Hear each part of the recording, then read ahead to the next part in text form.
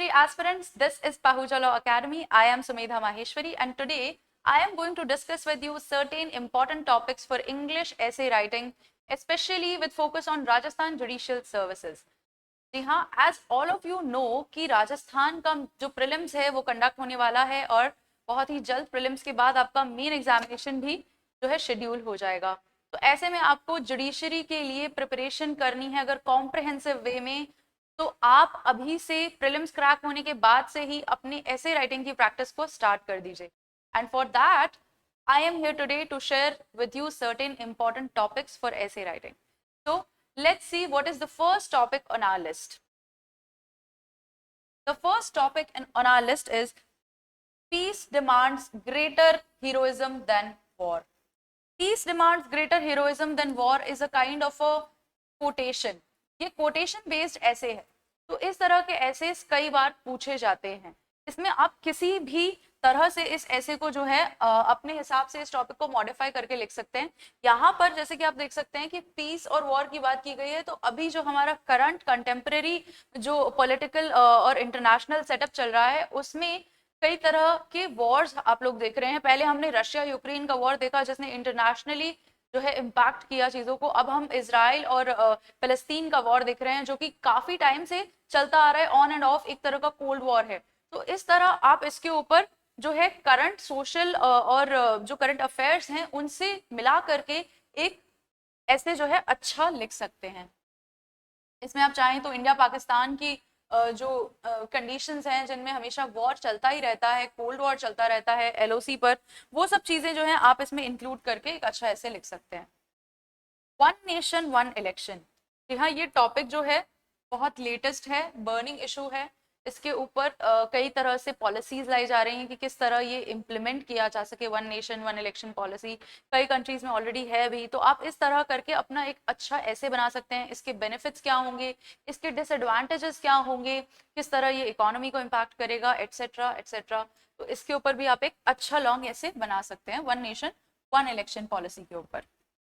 अगला देखते हैं। The third topic on our list is secularism and Indian political milieu. It is very important.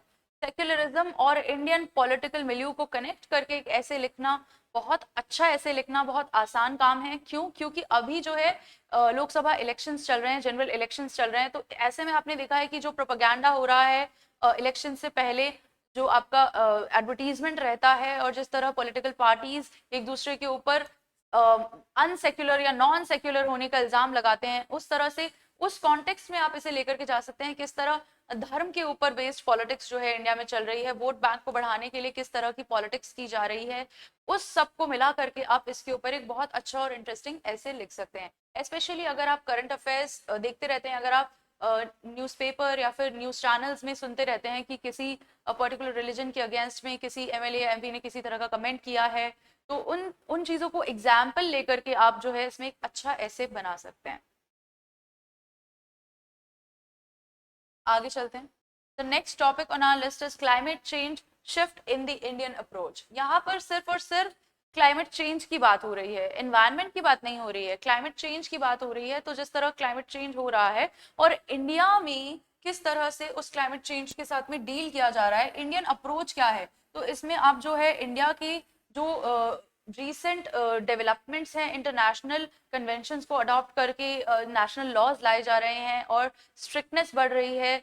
जब strictness की बात की जाए तो क्लाइमेट चेंज के मामले में एनजीटी भी बहुत जो है सो मोटो एक्शंस ले रहा है और सुप्रीम कोर्ट के भी बहुत मेजर जजमेंट्स हैं जो इस लाइन में हैं और बहुत रीसेंट जो चीज़ें हुई हैं उनके बारे में आप डिस्कस कर सकते हैं।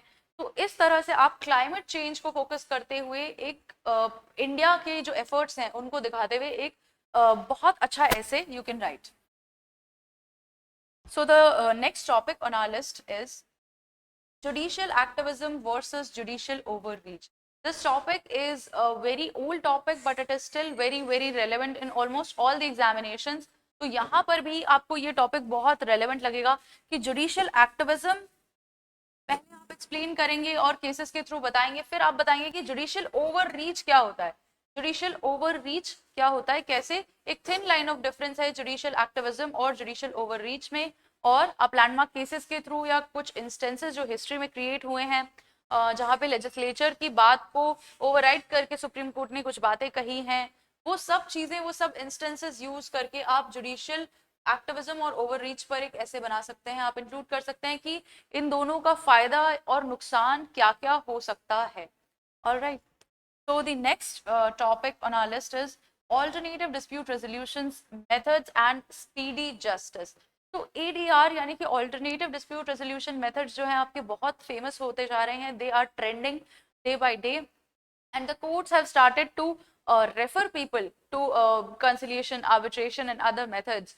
जो भी सूट्स में लोग उनके पास आते हैं, तो this method is only and only for civil laws. So you must remember कि यहाँ पर जो डिस्कशन चल रहा है वो सिविल लॉज में चल रहा है, और यहाँ पे जो स्पीडी जस्टिस की बात हो रही है वो सिविल केसेस में किस तरह स्पीडी जस्टिस, किस तरह फास्ट रेजोल्यूशन हो सकता है सिविल मैटर्स का, उसकी बात हो रही है.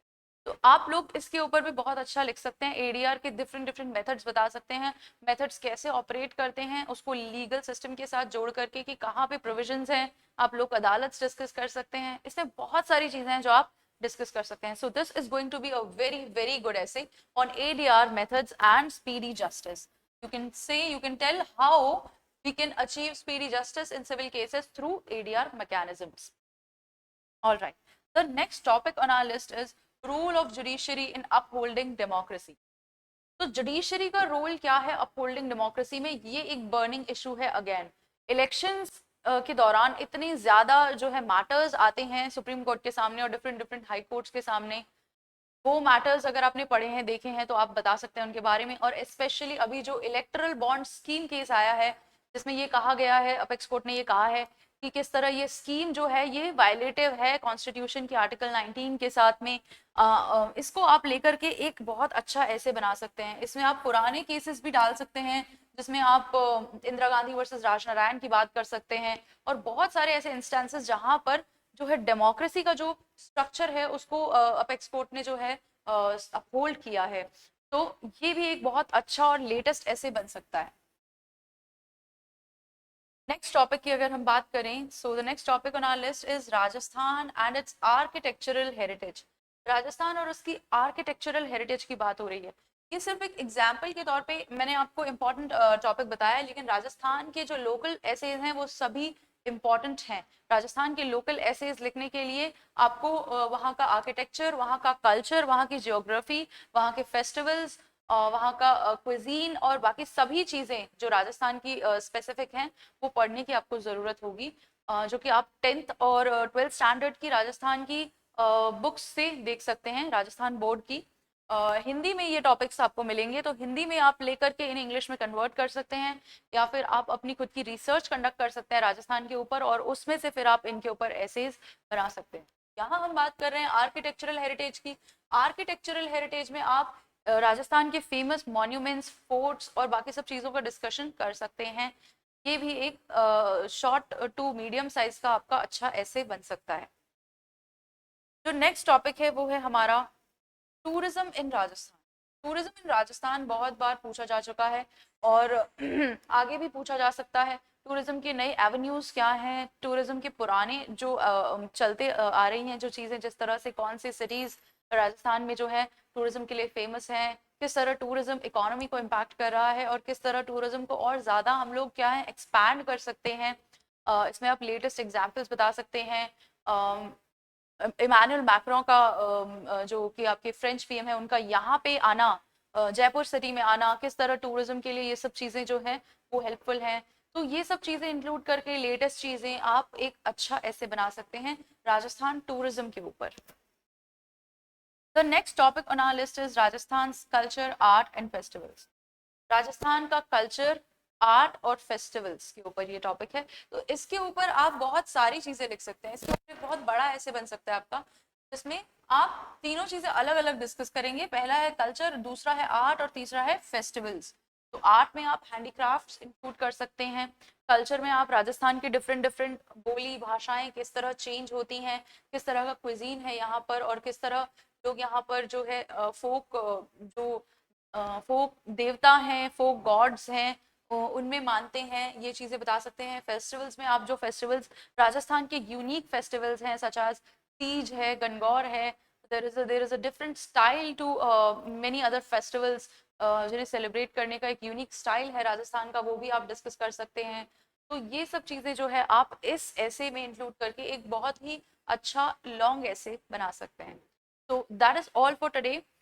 These are the important English topics for Rajasthan Judiciary. Thank you for watching.